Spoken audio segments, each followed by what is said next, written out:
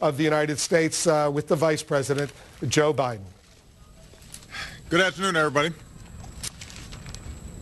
10 days ago, the world watched in horror as men, women, and children were massacred in Syria in the worst chemical weapons attack of the 21st century. Yesterday, the United States presented a powerful case that the Syrian government was responsible for this attack on its own people. Our intelligence shows the Assad regime and its forces preparing to use chemical weapons, launching rockets into highly populated suburbs of Damascus, and acknowledging that a chemical weapons attack took place.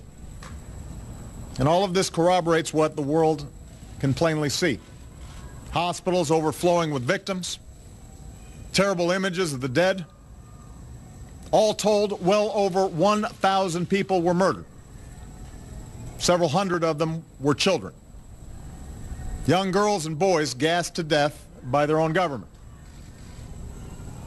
Now, this attack is an assault on human dignity. It also presents a serious danger to our national security. It risks making a mockery of the global prohibition on the use of chemical weapons. It endangers our friends and our partners along Syria's borders, including Israel, Jordan, Turkey, Lebanon, and Iraq. It could lead to escalating use of chemical weapons or their proliferation to terrorist groups who would do our people harm. In a world with many dangers, this menace must be confronted. Now, after careful deliberation, I have decided that the United States should take military action against Syrian regime targets. This would not be an open-ended intervention. We would not put boots on the ground. Instead, our action would be designed to be limited in duration and scope. But I'm confident we can hold the Assad regime accountable for their use of chemical weapons, deter this kind of behavior, and degrade their capacity to carry it out. Our military has positioned assets in the region. The chairman of the Joint Chiefs has informed me that we are prepared to strike whenever we choose. Moreover, the chairman has indicated to me that our capacity to execute this mission is not time sensitive.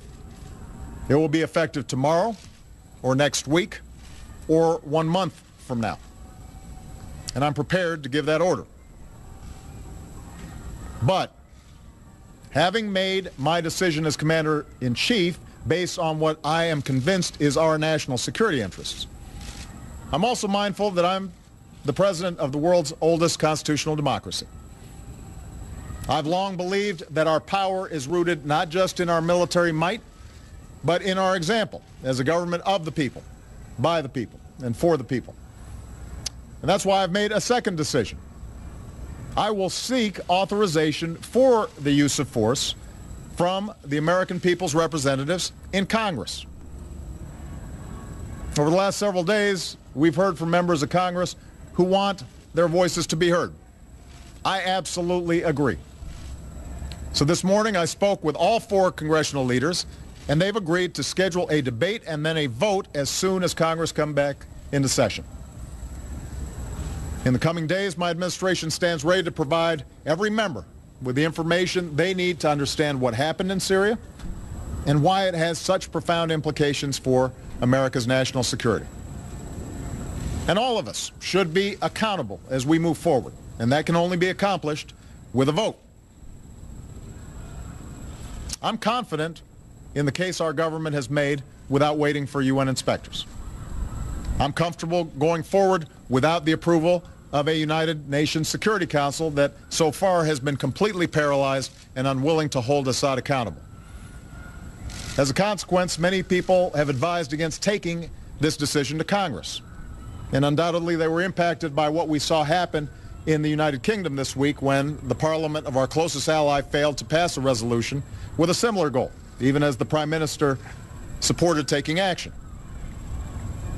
Yet while I believe I have the authority to carry out this military action without specific congressional authorization, I know that the country will be stronger if we take this course, and our actions will be even more effective. We should have this debate because the issues are too big for business as usual.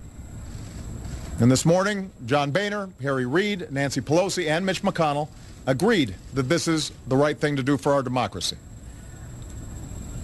A country faces few decisions as grave as using military force, even when that force is limited. I respect the views of those who call for caution, particularly as our country emerges from a time of war that I was elected in part to end. But if we really do want to turn away from taking appropriate action in the face of such an unspeakable outrage, then we must acknowledge the costs of doing nothing. Here's my question for every member of Congress and every member of the global community. What message will we send if a dictator can gas hundreds of children to death in plain sight and pay no price?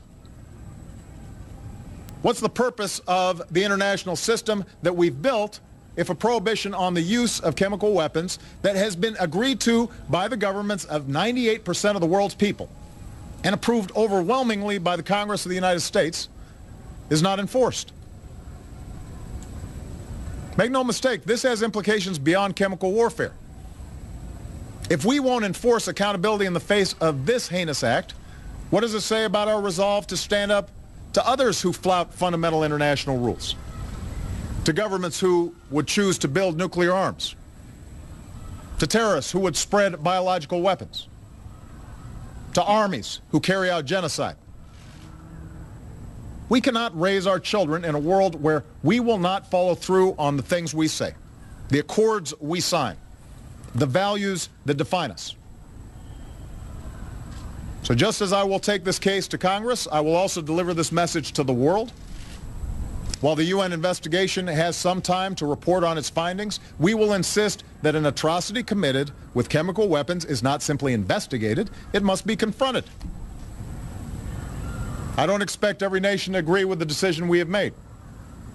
Privately, we've heard many expressions of support from our friends, but I will ask those who care about the writ of the international community to stand publicly behind our action.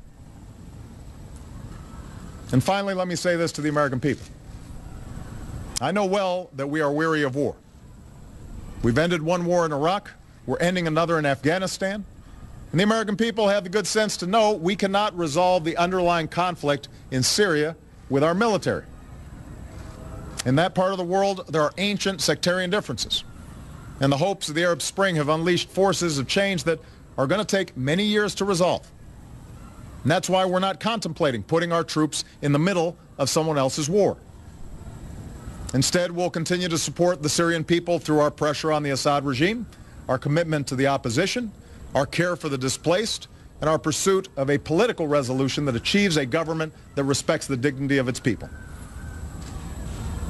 But we are the United States of America, and we cannot and must not turn a blind eye to what happened in Damascus.